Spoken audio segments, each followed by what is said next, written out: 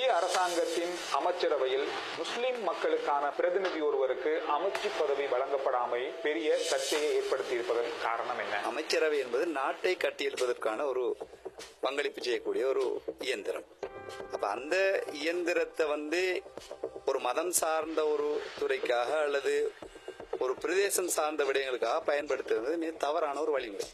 இந்த கலாச்சாரம் உண்மையிலேயே மாற்றப்பட வேண்டும். ஒவ்வொரு அமைச்சர்களையும் அந்த மத ரீதியாக இன ரீதியாக அவர்களுக்கு வழங்கப்படுகின்ற போது அந்த கலாச்சாரத்தில் வந்தவர்கள் தான் இந்த நிலையை சிந்திக்கின்றார்கள்.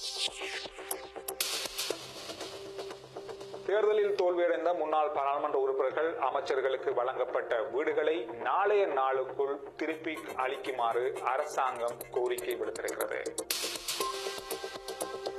வருகின்ற நாட்களில் 26 முதல் 28 பிரதி அமைச்சர்கள் நியமிக்கப்பட போவதாகவும் அதற்குள் முஸ்லிம் மக்களுடைய பிரதிநிதிகளும் உள்வாங்கப்படுவார்கள் என உறுதிபட கூறப்பட்டுள்ளது.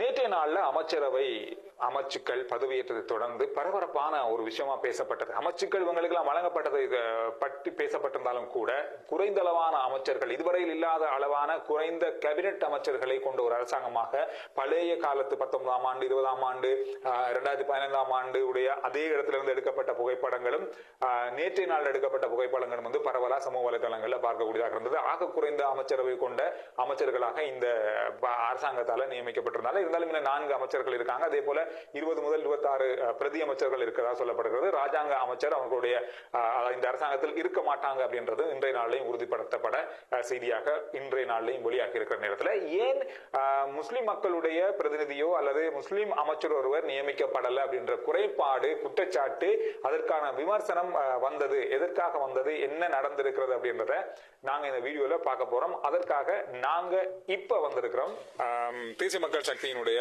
ஒரு உறுப்பினர், நீண்ட கால உறுப்பினர், அதோடு மட்டுமில்லாமல் முஸ்லிம் மக்கள் சார்ந்த நிறைய விஷயங்களை சமூக மத்தியில விழிப்புணர்வோட பேசக்கூடிய ஒருத்தர். அவரை நாங்க சந்திச்சிருக்கோம்.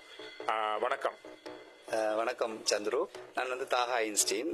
நான் ஒரு பொறியியலாளர். என்னுடைய சொந்த இடம் யாழ்ப்பாணம். 90ஆம் ஆண்டு இடம்பெறவுக்கு பின்பு நான் இங்கால வந்திருக்கின்றேன். இங்கால வந்ததுக்கு பின் பல போராட்டங்கள், பல மக்கள் எழுச்சி போராட்டங்கள், இதே போன்று பல போராட்டங்களிலே கலந்து கொண்டோம். முஸ்லீம்களுடைய ஜனாசாக்கள் எரிக்கப்பட்ட நேரம், அவர்களுடைய உடலங்கள் எரிக்கப்பட்ட நேரம் தனி மனிதனாக முதலாவது போராடியது நான் தான். இப்ப நான் முக்கியமா கேட்கிற ஒரு கேள்வி உங்கள்ட்ட, நேற்று நடந்து முடிந்த அமைச்சரவை பதவியேற்புல முஸ்லிம் பிரதிநிதிகள் புறக்கணிக்கப்பட்டிருக்கிறது தொடர்பா புறக்கணிக்கப்பட்டதா விமர்சனங்கள் அதிகமா சமூக வலைதளங்கள்ல பார்க்கக்கூடியதாக இருக்கு. பொதுவாக இந்த கடந்த 76 வருட கால ஆட்சி காலத்திலே இன ரீதியான ஒதுக்கீடுகள் அல்லது இன ரீதியான அமைச்சர் பதவிகள் கொடுக்கப்பட்ட ஒரு சூழல் இருந்து வந்தது. ஆனால் அமைச்சரவை அல்லது அமைச்சு என்பது வழங்கப்படுவது ஏன் என்றதை முதல்ல மக்கள் விளங்கிக் கொள்ள வேண்டும். பொதுவானவர்கள், முஸ்லிம் மக்களுக்கு என்று இல்லாமல் பொதுவானவர்கள், அமைச்சரவை என்பது நாட்டை கட்டியெழுப்பதற்கான ஒரு பங்களிப்பு செய்யக்கூடிய ஒரு இயந்திரம். அப்ப அந்த இயந்திரத்தை ஒரு மதம் சார்ந்த ஒரு துறைக்காக அல்லது ஒரு பிரதேசம் சார்ந்த விடயங்களுக்காக பயன்படுத்துவது மிக தவறான ஒரு வழிமுறை. இந்த கலாச்சாரம் உண்மையிலேயே மாற்றப்பட வேண்டும். அமைச்சரவை என்பது ஒட்டுமொத்த நாட்டுக்குமாக வழங்கப்படுகின்ற ஒரு அரச இயந்திரமாக தான் அதை பார்க்க வேண்டும். அதுக்கு கீழே வரக்கூடிய அத்தனை திணைக்களங்களுமே அதற்கான ஒரு விடயம். இதை எப்போது நாங்கள் தெளிவில்லாத நிலையில ஒவ்வொரு அமைச்சர்களையும் அந்த மத ரீதியாக இன ரீதியாக அவர்களுக்கு வழங்கப்படுகின்ற போது அந்த கலாச்சாரத்தில் வந்தவர்கள் தான் இந்த நிலையை சிந்திக்கின்றார்கள். என்றால் அவ்வாறான கலாச்சாரத்தில் வளர்க்கப்பட்டவர்கள் அந்த ஏன் எங்களுக்கு கிடைக்கவில்லை என்ற ஒரு ஆதங்கம் இருக்கும். ஒன்று தமிழ் தரப்புக்கு சொல்லும், எங்களுக்கு அந்த விதமான கிடைக்கவில்லையே, தமிழ் மக்கள் அதை சிந்திப்பாங்க.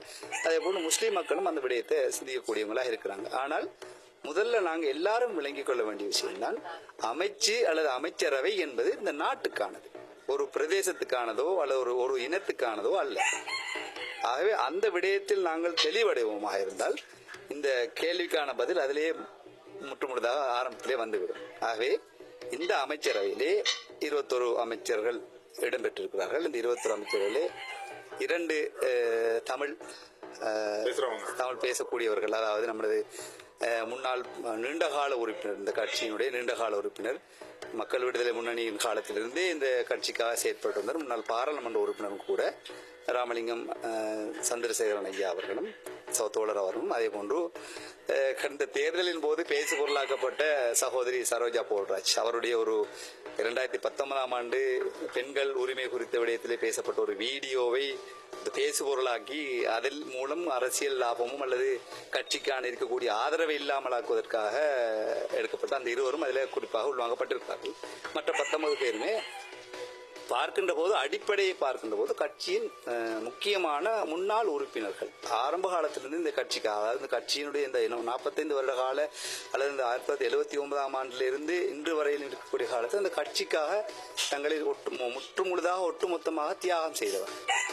அதனோடு கட்சி தீர்மானங்கள் எடுக்கின்ற போது ஒரு விடயத்தை சொல்லியிருக்கிறார். கட்சி விட்டு கட்சி பாய்வது அல்லது இந்த கட்சிக்கு எதிரான அல்லது இந்த கொள்கைக்கு எதிரான ஏதாவது ஒரு விடயங்களிலே ஈடுபடுகின்ற போது அவர்களை நாங்கள் மீள அழைத்துக் கொள்வோம். அந்த கட்சி அவர்களுக்கான ஒழுக்காற்ற நடவடிக்கை எடுக்கின்ற போது மீள அழைத்துக் கொள்வோம் என்ற விடயங்களை எல்லாம் நாங்கள் பேசியிருக்கிறோம். அப்ப இந்த சந்தர்ப்பத்தின் போது நாங்கள் போடப்பட்டிருக்கின்ற அத்தனை பேருமே அனுபவம் மிக்கவர்கள். ரணில் விக்ரமசிங்க ஒரு விடயத்தை அடிக்கடி பேசி வந்தார் கடந்த கால தேர்தல் மேடைகளிலே, அனுபவம் இல்லாதவர்களை நீங்கள் அனுப்புகிறீர்கள் என்று. அந்த வாதத்தின் அடிப்படையிலே நாங்கள் இப்போது பாராளுமன்றத்திற்கு அவர்கள் புதியவர்கள், ஆனால் அரசியலுக்கு பழையவர்கள். ஆகவே அந்த அடிப்படையில் கட்சியின் முன்னாள் முக்கிய உறுப்பினர்களுக்கான நியமனங்கள் வழங்கப்பட்டிருக்கிறது. ஆனால் இதற்கு பின் வழங்கக்கூடிய பிரதி அமைச்சர்கள் அதற்குள் உள்வாங்கப்படலாம். இதுவரையிலே அது சம்பந்தமான விடயங்கள் எதுவும் வெளிப்படவில்லை. அதற்கும் அப்பால் சென்று மீதமுள்ள இருக்கக்கூடிய இந்த 21 அமைச்சு 21 பிரதி அமைச்சுக்கு போனால் 42 போனால் மிச்சம் இருக்கக்கூடிய 159 இருக்கக்கூடிய 100 சொச்சம் உறுப்பினர்கள் இருக்க 107 அல்லது 111 உறுப்பினர்கள் வருவார். அவர்களும் இந்த அமைச்சுக்குள்ளுக்குள் உள்வாங்கப்படுவார்கள். ஒரு செயற்குழு போன்று அமைக்கப்பட்டு செயற்குழுவுக்குள் இந்த அங்கத்தவர்கள் எல்லாம் அதிலே உள்வாங்கப்பட்டு அதிலே முஸ்லீம்கள் உள்வாங்கப்படும். இருக்கிற முஸ்லீம் 10 பாராளுமன்ற உறுப்பினர்களும் மீதியாக இருக்கக்கூடிய 11 தமிழ் பேசக்கூடிய பாராளுமன்ற உறுப்பினர்களும் உள்வாங்கப்படுவார். அப்ப அந்த எந்தெந்த துறை சார்ந்தவர்களாக அவர்கள் இருக்கிறார். உதாரணத்துக்கு டாக்டர் ரிஷி சாலி இருக்கிறார். அவர் வைத்தியத்துறையிலே துறை சார்ந்தாக அவர் சில சந்தர்ப்பங்களிலே அந்த வைத்தியத்துறை சார்ந்த அமைச்சுக்குழு சுகாதார அமைச்சுக்குழுக்கு அவர் உள்வாங்கப்படுவார். அவருக்கு ஒரு முன் அனுபவம் ஏற்படும். ஒரு வருட காலமோ 2 வருட காலமும் முன் அனுபவம். அப்படி அந்த அனுபவத்தின் பிற்பாடு அவர்களுக்கான சில நியமனங்கள் வழங்கப்படும். அதையும் விட நாட்டை கட்டியெழுப்ப வேண்டிய பொறுப்பு என்று வருகின்றது இந்த 189 பாராளுமன்ற உறுப்பினர்களுக்கும் இவர்களை தெரிவு செய்த ஒட்டுமொத்த நாட்டு மக்களுக்கும் அந்த பொறுப்பு இருக்கிறது. அந்த நாட்டு மக்களின் பொறுப்பை அது முஸ்லீம்களாக இருக்கலாம், தமிழர்களாக இருக்கலாம், கட்சிக்கு வாக்களித்தவர்களாக இருக்கலாம், வாக்களிக்காதவர்களாக இருக்கலாம், எந்த கட்சிக்குமே வாக்களிக்காமல் அமைதியாக இருந்தவர்களாக கூட இருக்கலாம். அத்தனை பேருக்கும் இந்த நாட்டை கட்டியெழுப்ப வேண்டிய பொறுப்பு இருக்கிறது. ஏனால் இந்த நாட்டுடைய பொருளாதாரம், கலாச்சாரம், அரசியல் பண்பாடு எல்லாமே முற்றுமுழுதாக வீழ்ச்சி அடைந்திருக்கக்கூடிய சூழல் தான் இந்த கட்சி பாரம்பரியத்திற்கிற மக்கள் நம்பிக்கையோடு தேசிய மக்கள் இடதுசாரி சிந்தனையுடைய ஒரு தேசிய மக்கள் சக்தியின் கையிலே கட்சியை கொடுத்திருக்கிறார்கள். இந்த தெற்காசியாவில் இருக்கட்டும் அல்லது உலகத்திலே நான் நினைக்கிறேன் இந்த இடதுசாரி சிந்தனையுடைய ஒரு கட்சியின் எழுச்சியும் அதை மக்கள் ஆட்சியாளர்களாக தெரிவு செய்ததுக்கு முன் ஒரு காரணமாக இருந்திருக்கிறது இந்த ஆட்சியாளர்களுடைய கடந்த கால ஆட்சி. ஆகவே அந்த பொறுப்பை நிறைவேற்ற வேண்டிய விடயம் தேசிய மக்கள் சக்தி இருக்குது. அந்த பொறுப்புக்கான சரியான நியமனங்களை வழங்க வேண்டியது கட்சியின் பொறுப்பு. தனிப்பட்ட ரீதியிலோ இவர்கள் சிந்திக்கின்ற போது இன ரீதியான ஒரு சிந்தனை அடிப்படையிலோ இந்த நியமனங்கள் எதுவுமே வழங்கப்படவில்லை. நாடு குறித்த சிந்தனையில் இந்த நியமனங்கள் வழங்கப்பட்டிருக்கு. நான் ஒரு உதாரணத்துக்கு எடுக்கின்றேன். கிட்டத்தட்ட வன்னி மாவட்டத்திலே அங்கிருந்து உருவாகி வந்தவர் தான் ஒரு அமைச்சர், ஒரு முஸ்லீம் அமைச்சர். அவருக்கு பல அமைச்சுக்கள் அவர் வசம் வைத்திருந்தார். வன்னி வடமாகாணம் அல்லது வடக்கு கிழக்கு என்று வருகின்ற வரையில் நான் குறிப்பாக நான் வடக்கு கிழக்கு குறிப்பிட காரணம் நான் தமிழ் பேசக்கூடிய தமிழ் மக்களுக்கு இந்த தெளிவு சென்றடைய வேண்டும், முஸ்லீம் மக்களுக்கு சென்றடைய வேண்டும் என்ற காரணம்.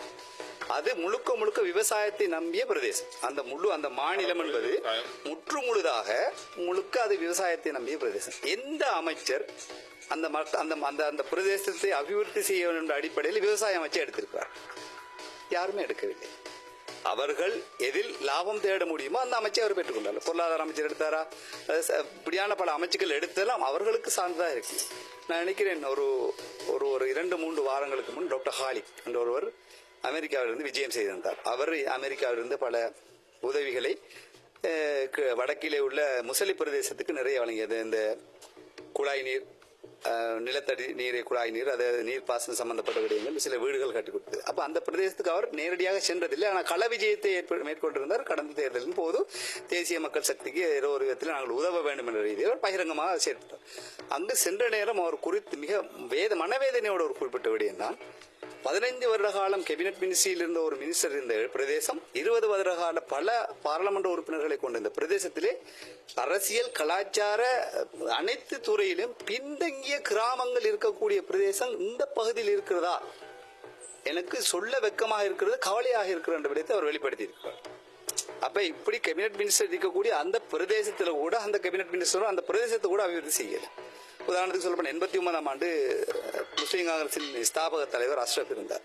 அவர் இருந்த காலத்தில் மிகப்பெரிய விமர்சனங்கள் வந்தது. மிக பாரிய அளவிலே மக்களுக்கான நியமனங்கள் தொழில் வாய்ப்புகளையும் நியமனங்களையும் காபர்ல வழங்கினார். அவரோடு ஒப்பிடுகின்ற போது 15 வருட காலங்கள் இந்த கேபினட் மினிஸ்ட்ரியை வைத்திருந்த கூடிய அமைச்சர் வன்னியிலே இருந்து வந்த அமைச்சர் ஒப்பீட்டளவில் பார்க்கின்றது 10% மக்களுக்கு தொழில் வாய்ப்புகளை வழங்கவில்லை. அவர் இருந்த அமைச்சுக்கள் முழுக்க தொழில்பேட்டைகளை அமைக்கக்கூடிய அமைச்சு. ஒரு தொழில்பேட்டையாவது வடக்கில் அமைத்திருக்கிறாரா இல்லை. அதுக்கு பிறகு அவங்க அப்படியான ஆட்களுக்கு திரும்பவும் அமைச்சு பதவிகளை கொடுத்து என்ன பிரியோசனம் இருக்குது?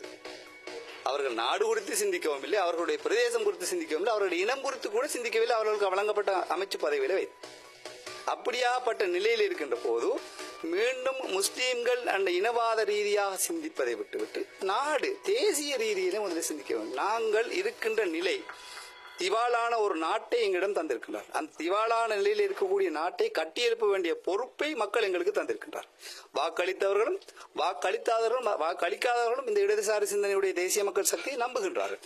எனவே அந்த பொறுப்பை நிறைவேற்ற வேண்டுமாக இருந்தால் இந்த குறுகிய சிந்தனையில் நின்று கொண்டு இன ரீதியான அடிப்படையிலே நாங்கள் அமைச்சு பதவிகளை வழங்குவதன் மூலம் எங்களுடைய குறிக்கோளை எட்டிக்கொள்வதற்கான காலம் தாமதமடையும். இதிலே நாங்கள் வெறுமனே தயவு செய்து நான் மிக அன்பாக நான் ஒரு முஸ்லீம், நான் மிக கடுமையாக என்னுடைய மார்க்க விடயங்களை கடைபிடிக்கக்கூடியவன்.